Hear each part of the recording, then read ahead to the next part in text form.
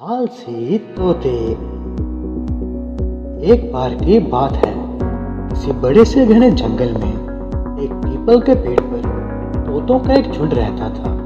वह सभी हमेशा साथ में मिलकर रहते थे, लेकिन कुछ समय से एक शिकारी कभी उन्हें पकड़ कर ले जाता था, कभी उनके बच्चों को, जिसकी वजह से वह सभी बहुत दुखी रहते थे।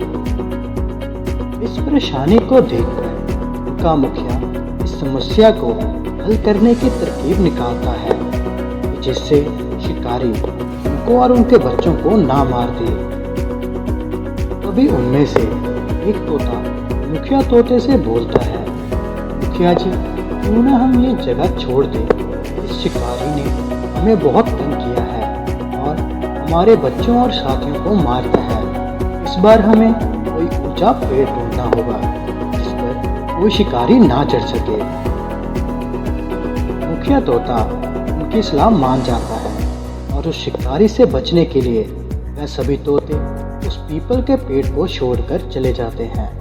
कुछ दूर उड़ने के बाद उन सभी को एक नारियल का पेड़ नजर आता है, जिसे देखकर वह सभी बहुत खुश होते हैं और बोलते हैं, मुखिया जी, यह देखिए नारियल का पेड़, यह हमारे रहने के लिए एकदम सही रहेगा। मुखिया पेड़ को देखता है और बोलता है, हाँ, है तो काफी ऊंचा और साथ ही इस पर शिकारी के चढ़ने के लिए कोई सहारा भी नहीं है। यह हमारे लिए सुरक्षित रहेगा। मुखिया की बात सुनकर सभी तोते नारियल के पेड़ पर जाकर बैठ जाते हैं और अपने नए घर की खुशी में चहचहाने लगते हैं। तभी मुखिया तोता बोलता है, सभी अपने अपने घोंसले बनाना शुरू कर दो।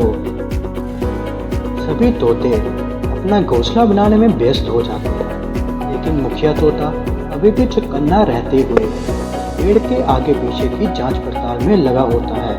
वह पेड़ के आसपास की जांच कर ही रहा होता है कि तभी उसे पेड़ के छांव में एक उगी हुई बेल दिखाई देती है, जिसे देखकर वह सभी तोतों को नीचे बुलाता है और बोलता है, आओ आओ, तुम सभी जल्दी नीचे आओ।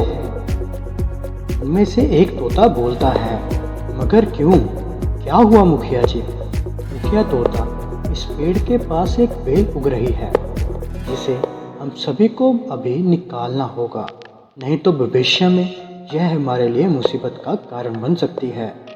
अरे मुखिया जी, आप खामखा ही चिंता कर रहे हो। अरे यह तो एक छोटी सी बेल है, आखिर यह हमारा क्या बिगाड़ लेगी?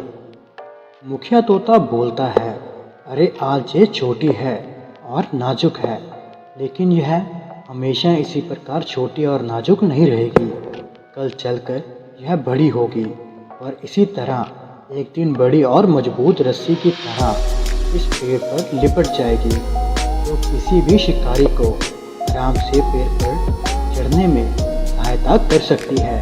इसलिए आज ही इस पेड़ को तोड़ना बहुत आवश्यक है। उनमें से एक तोता बोलता है, मुखिया जी, यह काम हम कल कर देंगे, आज थोड़ा आराम कर लेते हैं।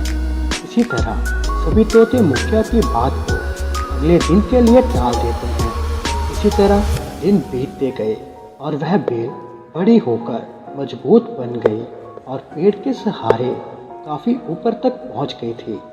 कुछ दिन बाद एक तोते की नज़र उस पेड़ पर पड़ी और वो बोला, यह बेल तो बहुत बड़ी हो गई है, इसे हमें तुरंत तोड़ना चाहिए, नहीं तो यह हमारे लिए खतरा बन सकती है।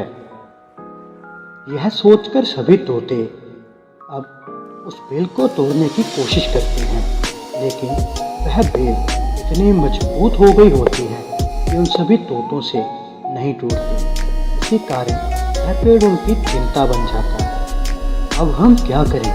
यह बेल तो टूट ही नहीं रही और कुछ और दिनों में ये पेड़ की ऊंचाई तक पहुंच जाएगी और हमारे लिए खतरा बन जाएगी। इसी तरह बहुत दिन बीत जाते हैं और होता बिल्कुल वैसा ही है जैसा मुखिया तोते ने बोला था।